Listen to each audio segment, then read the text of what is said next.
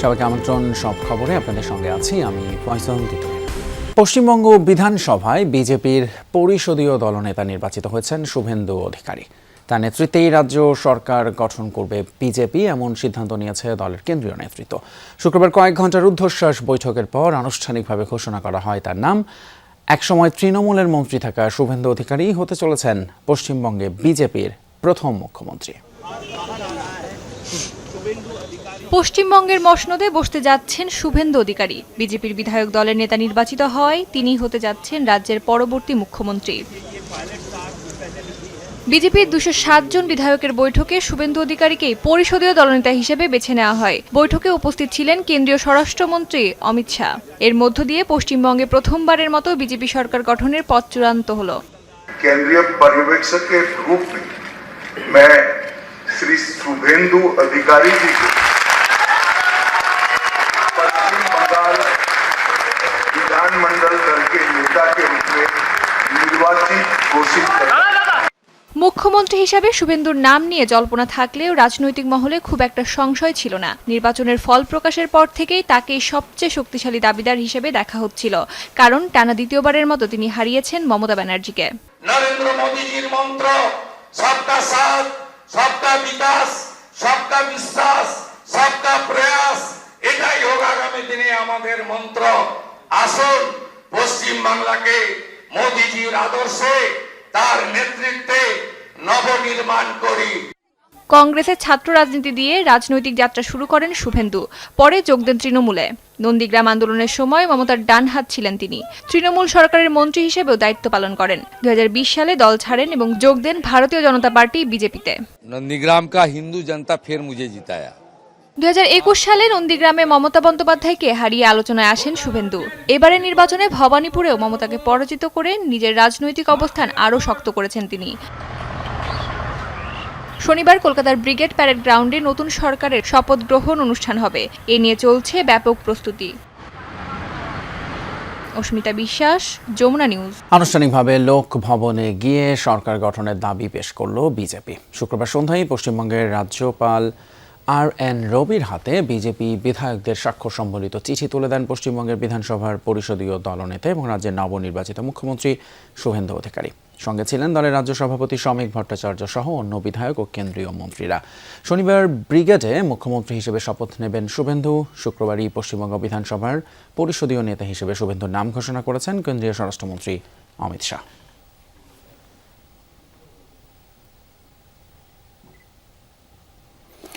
অন্যদিকে তুমুল নাটকীয়তার পর অবশেষে ভারতের তামিলনাড়ুর সরকার গঠন নিয়ে অনিশ্চয়তা কাটল। প্রয়োজনীয় সংখ্যাগরিষ্ঠতা নিশ্চিত করেছেন সুপারস্টার থালাপতি বিজয় এবং তার দল টিভিকে। বাম দল এবং ভিসিকের সমর্থন পাওয়ার পর দলটির সমর্থন সংখ্যা পৌঁছেছে 119-এ, যা সরকার গঠনের জন্য প্রয়োজনীয় 118 আসনের সীমা অতিক্রম করেছে। শুক্রবার বিকেল 4:30 তামিলনাড়ুর গভর্নর রাজেন্দ্র বিশ্বনাথ আর্লেকারের সঙ্গে তৃতীয় দফায় বৈঠকে বসবেন বিজয়। রাজনৈতিক সূত্রগুলোর ধারণা এই বৈঠকেই তিনি আনুষ্ঠানিকভাবে সরকার গঠনের দাবি জানাবেন। নির্বাচনের পর একক সংখ্যাগরিষ্ঠতা থেকে 10 আসন পিছিয়ে থাকায় সরকার গঠন নিয়ে তৈরি হয়েছিল অনিশ্চয়তা। সরকার যেমন 71 সালের গণহত্যাকে সমর্থন করে না, তেমনি শাপলা চত্বরের নির্মম হত্যাকাণ্ডকেও বিস্মৃতি হতে দেবে না।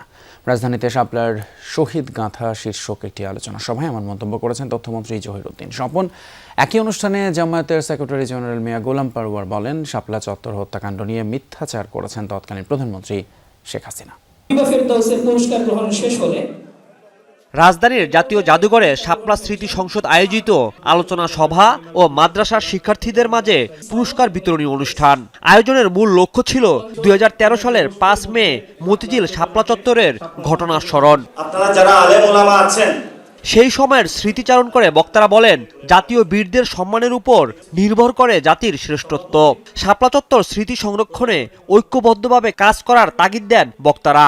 শাপলাদের পর্দার আড়ালে কি ঘটনা ঘটেছিল সেটা আমরা ইনশাআল্লাহ উন্মোচন করব।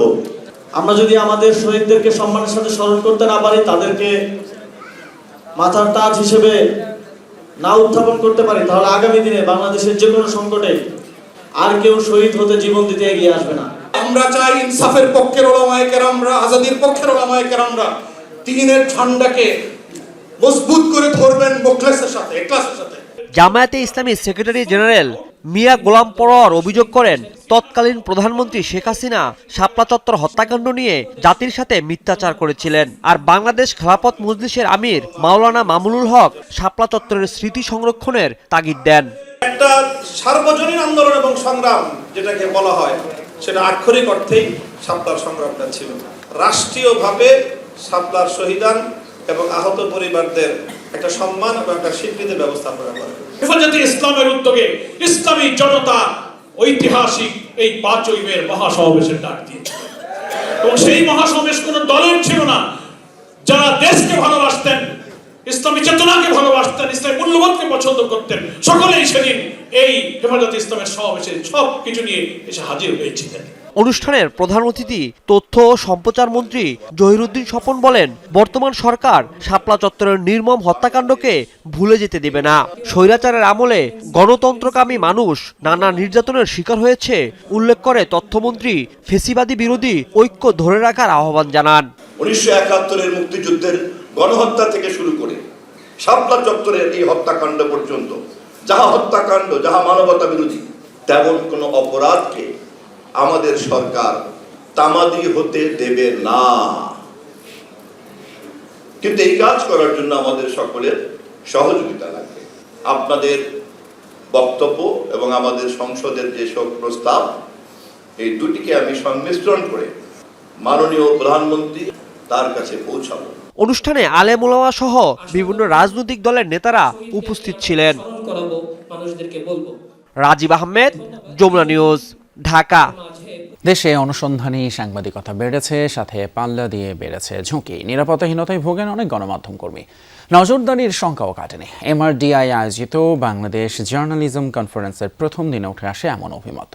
বক্তারা বলেন, রাজনৈতিক চাপ এবং প্রাতিষ্ঠানিক সেন্সরশিপের কারণে হারিয়ে যাচ্ছে অনেক অনুসন্ধানী প্রতিবেদন, আর স্বার্থের দ্বন্দ্ব আছে।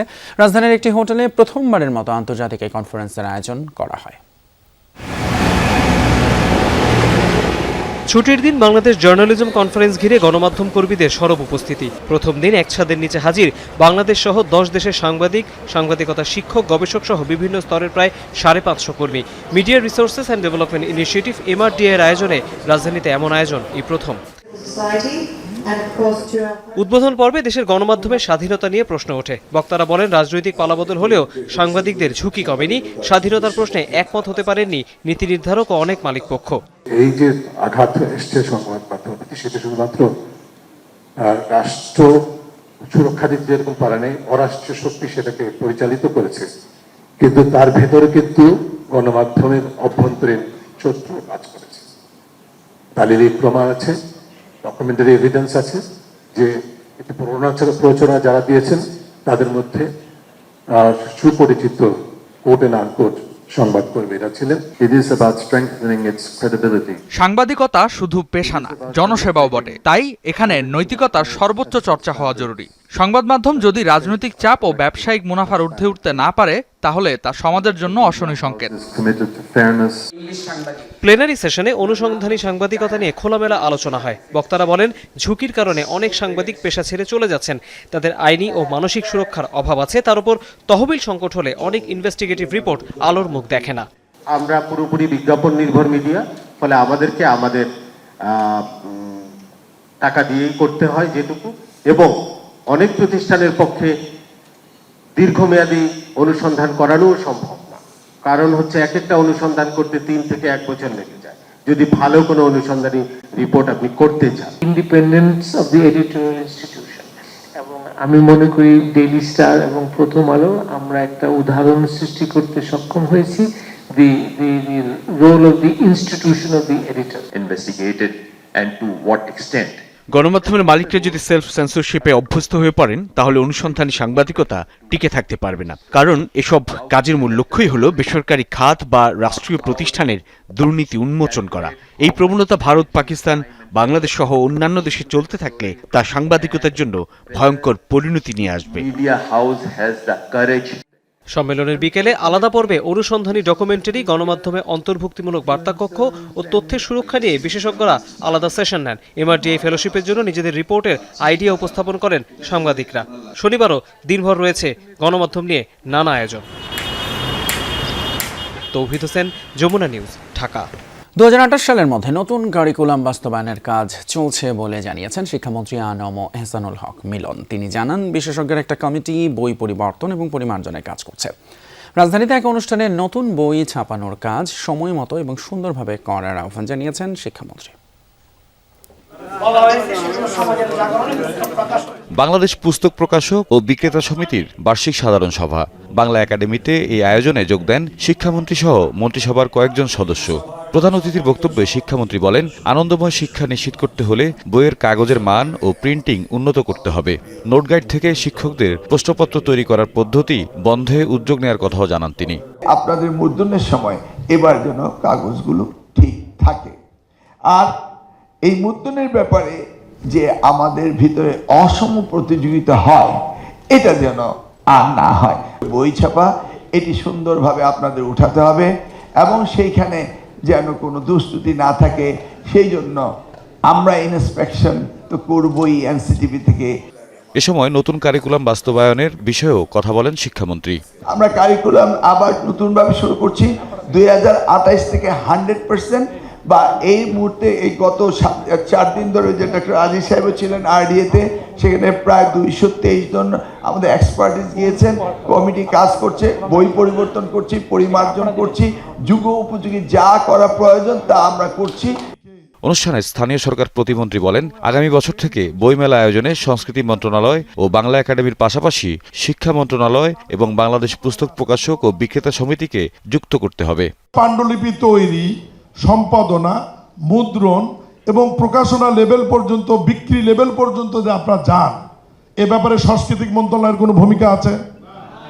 বাংলা একাডেমির কোনো ভূমিকা আছে? তাদের নেতৃত্বে বইমেলা তাহলে কেন হবে? আর সেখানে আপনারা কেন যাবেন? সভায় প্রকাশনা খাতকে শিল্প হিসেবে ঘোষণা করার আহ্বান জানান প্রকাশকরা। এ সময় নীতি সহায়তা ও স্বল্প সুদে ঋণ সহায়তা দেওয়ারও দাবি তোলেন তারা। তাওহিদ মিথুন, যমুনা নিউজ, ঢাকা। রাজধানীর কদমতলীতে একটি ফোমের কারখানায় লাগা আগুন নিয়ন্ত্রণে এসেছে। শুক্রবার সন্ধ্যায় কদমতলীর সাদ্দাম মার্কেট এলাকায় ফোম অ্যান্ড ম্যাট্রেস কারখানায় আগুন লাগে। খবর পেয়ে ফায়ার সার্ভিসের 5টি ইউনিট ঘটনাস্থলে গিয়ে 3 ঘন্টা চেষ্টায় আগুন নিয়ন্ত্রণে আনে। এ সময় আহত হন ফায়ার সার্ভিসের 2 সদস্য। প্রত্যক্ষদর্শীরা জানান, কারখানাটি টিন শেডের ছিল। সেখানে বিপুল পরিমাণ প্রস্তুতকৃত ফোমের পাশাপাশি ফোম তৈরির কাজে ব্যবহৃত কেমিক্যাল এবং প্লাস্টিকের ড্রাম রাখা ছিল। দাহ্য পদার্থের কারণে আগুন দ্রুত ছড়িয়ে পড়ে, কালো ধোঁয়ায় আচ্ছন্ন হয়ে পড়ে পুরো এলাকা। ধারণা করা হচ্ছে বৈদ্যুতিক শর্ট সার্কিট থেকে আগুনের সূত্রপাত।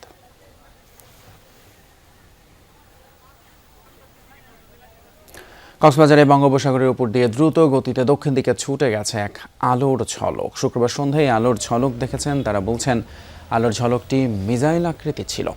কয়েক মিনিটের মাথায় এটি অদৃশ্য হয়ে যায়। সৈকতে দাঁড়ানো পর্যটকেরা মুঠোফোনে সেই দৃশ্য ধারণ করে ছড়িয়ে দেন সামাজিক যোগাযোগ মাধ্যমে। ভিডিওতে দেখা যায় সন্ধ্যা 6:30টার দিকে আকাশের এক কোণায় বজ্রপাতের মতো আলোক রশ্মি ছড়িয়ে আছে। তার কিছুটা দূরে আলো ছড়িয়ে পূর্ব দিকে দ্রুত ছুটতে থাকে মিসাইল আকৃতির আলোর ঝলকটি।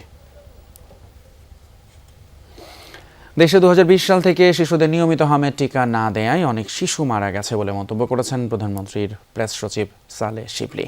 ঢাকা বিশ্ববিদ্যালয়ে যোগাযোগ উৎসবে তিনি কথা বলেন। সাংবাদিকতার মতো মহান পেশায় থেকে দেশের কল্যাণে কাজ করার তাগিদও দেন সড়ক পরিবহন ও সেতুমন্ত্রী শেখ রবিউল আলম।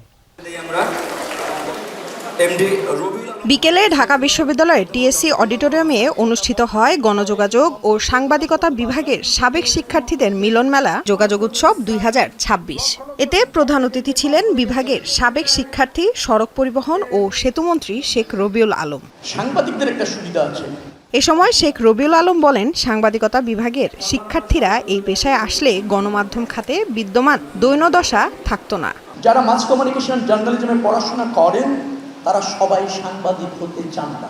যদি চাইতেন যে সাংবাদিকতার যতটুকু রুগ্ন দশা আছে এটা আমার মনে হয় থাকতো না। এই জায়গাটাতে যদি একটা সমন্বয় করা যেত, একজন রাজনীতিক হিসেবে যে সাংবাদিকতা আমরা ফেস করি, দেখি এবং জানি, কখনো কোনো আমার কাছে মনে হয় তা রাষ্ট্র বান্ধব অথবা রাষ্ট্রের সম্ভাবনা বিকশিত হবে সেই বান্ধব না। সারা দেশে হামের টিকার জন্য যখন হাহাকার, তখন বর্তমান সরকার টিকা এনে টিকা কার্যক্রম শুরু করেছে জানিয়ে প্রধানমন্ত্রীর প্রেস সচিব সালেহ শিবলি বলেন, শুরুতে যেসব এলাকার পরিস্থিতি অত্যন্ত নাজুক সেসব এলাকায় টিকা দেয়া হয়েছে। 1 থেকে 5 বছর ডোজ দেওয়া হয়নি, দিতে হয় 2 ডোজ দিতে হয়।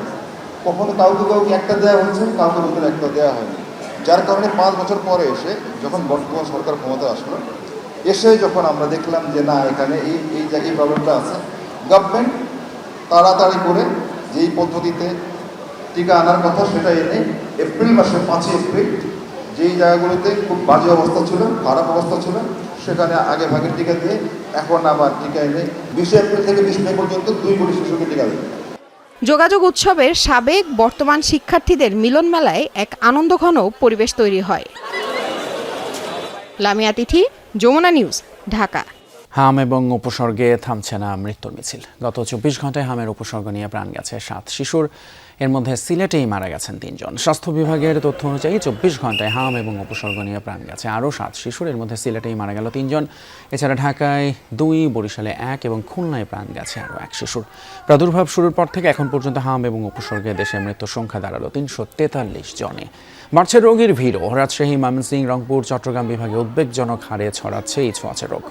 অনেক হাসপাতালে ওয়ার্ডে পর্যাপ্ত জায়গা না হওয়ায় বারান্দায় রেখে চিকিৎসা দেওয়া হচ্ছে রোগীদের, আবার কোথাও একই বেডে একাধিক শিশুকে চিকিৎসা দেওয়া হচ্ছে, এতে বাড়ছে সংক্রমণের ঝুঁকি।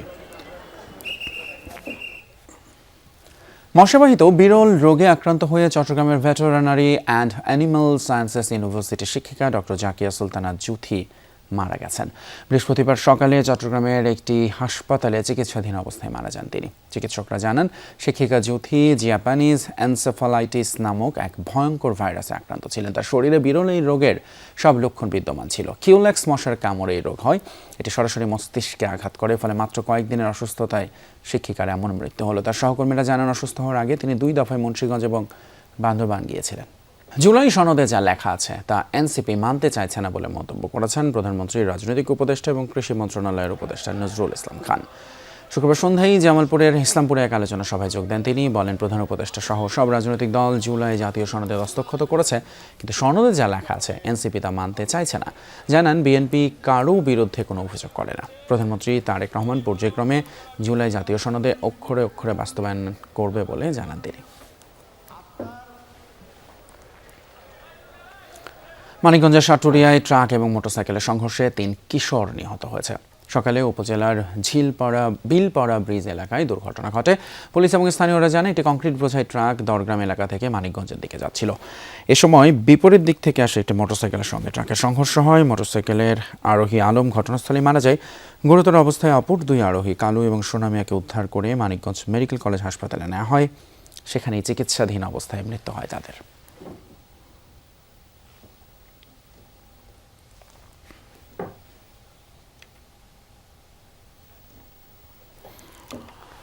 জলবায়ু সুবিচার, নবায়নযোগ্য জ্বালানির প্রসার এবং উপকূল রক্ষার দাবিতে পটুয়াখালীতে গ্লোবাল ক্লাইমেট স্ট্রাইক অনুষ্ঠিত হয়েছে। শুক্রবার বিকেলে শহরের ঝাউতলা এলাকায় আয়োজিত কর্মসূচিতে বিভিন্ন সামাজিক, স্বেচ্ছাসেবী এবং যুব সংগঠনের নেতাকর্মীরা অংশ নেন। কর্মসূচিতে অংশগ্রহণকারীরা জলবায়ু পরিবর্তনের ফলে উপকূলীয় অঞ্চলের ক্ষয়ক্ষতি, নদী ভাঙন, লবণাক্ততা, ঘূর্ণিঝড় এবং পরিবেশ বিপর্যয়ের বিষয় তুলে ধরেন। এছাড়া ভবিষ্যৎ প্রজন্মের জন্য নিরাপদ এবং বাসযোগ্য পৃথিবী গড়ে তুলতে জলবায়ু সংকট মোকাবেলায় কার্যকর উদ্যোগ গ্রহণের আহ্বান জানানো হয়। এই মুহূর্তে তড়িঘড়ি করে বিচার বিভাগের জন্য আলাদা সচিবালয় করতে চায় না সরকার। বিষয়টি অত্যন্ত সংবেদনশীল, তাই আরও যাচাই বাছাই করে সিদ্ধান্ত নেওয়া হবে, এমনটা জানিয়েছেন আইনমন্ত্রী মোহাম্মদ আসাদুজ্জামান। সকালে খুলনায় আইনজীবী সমিতিতে নতুন আইনজীবীদের অভিষেক এবং বরণ অনুষ্ঠানে অংশ নেন তিনি।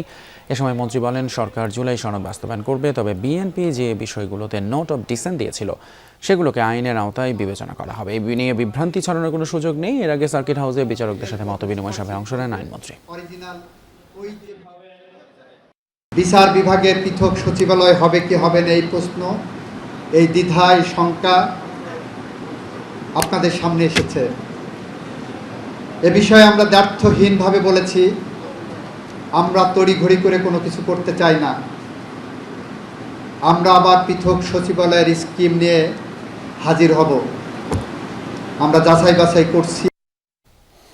জাতীয় নাগরিক পার্টি এনসিপি ঢাকা মহানগর উত্তরে যোগ দিয়েছেন বিভিন্ন রাজনৈতিক দল এবং শ্রেণী পেশার ৩ শতাধিক মানুষ। সকালে দলটির কেন্দ্রীয় কার্যালয়ে ফুলের মালা পরিয়ে তাদের বরণ করে নেন দলের উত্তরের আহ্বায়ক আরিফুল ইসলাম আদিব। যোগ দেওয়াদের মধ্যে বিভিন্ন রাজনৈতিক দলের থানা ওয়ার্ড পর্যায়ে নেতারা রয়েছেন। দলমত নির্বিশেষে এনসিপিতে যোগ দেয়া নেতাকর্মীরা দলটিকে আরও সুসংগঠিত এবং শক্তিশালী করবে বলছেন নেতারা।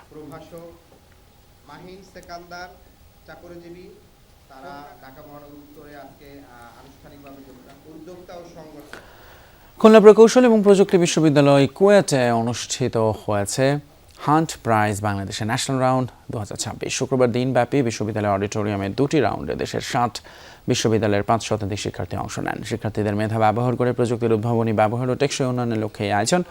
অনুষ্ঠানে চ্যাম্পিয়ন দল ডেনিম রিভাইভ আন্তর্জাতিক পর্যায়ের প্রতিযোগিতায় অংশ নেবে বলে জানান আয়োজকরা। প্রতিযোগিতায় শিক্ষার্থীরা তাদের প্রেজেন্টেশনের মাধ্যমে টেকসই উন্নয়ন, বর্জ্য, পানি ব্যবস্থাপনা, পরিবেশ, স্বাস্থ্য, শিক্ষা, অর্থনীতি সহ বিভিন্ন উদ্ভাবনী বিষয় উপস্থাপন করেন। পরে বিশ্ববিদ্যালয়ের উপাচার্য অধ্যাপক ডক্টর মোহাম্মদ মাসুদ সহ অন্যান্য অতিথিরা বিজয়ীদের মাঝে পুরস্কার তুলে দেন। অনুষ্ঠানে মিডিয়া পার্টনার ছিল যমুনা টেলিভিশন। বরিশালের মুলাদী উপজেলার এক বিচ্ছিন্ন জনপদ বাটামারাতে প্রথম কোনো কলেজের ভিত্তিপ্রস্তর স্থাপিত হলো। শুক্রবার স্থানীয়দের উদ্যোগে শুরু হয়েছে ভবন নির্মাণ কাজ। এর আগে কোনো উচ্চশিক্ষা প্রতিষ্ঠান ছিল না বরিশালের মুলাদী উপজেলার বিচ্ছিন্ন এই বাটামারা জনপদে। ফলে কলেজে পড়তে গিয়ে শিক্ষার্থীদের পাড়ি জমাতে হতো দূর দূরান্তের নদীপথ। আর্থিক সংকট আর দুর্বল যোগাযোগ ব্যবস্থার কারণে মাঝপথেই থেমে যেত অনেকের শিক্ষাজীবন। অবশেষে নতুন এই শিক্ষা প্রতিষ্ঠান ঘিরে স্বপ্ন দেখতে শুরু করেছেন স্থানীয়রা। তাদের প্রত্যাশায় কলেজটি বদলে দেবে পুরো এলাকার শিক্ষার চিত্র। নদীর নামের সাথে মিলে এই কলেজের নামকরণ করা হয়েছে আরিয়াল জয়ন্তী বিশ্ববিদ্যালয় কলেজ। এর সাথে শেষ করছি আমাদের আজকের সব খবরের আয়োজন। এতক্ষণ সাথে থাকার জন্য ধন্যবাদ আপনাদের সবাইকে।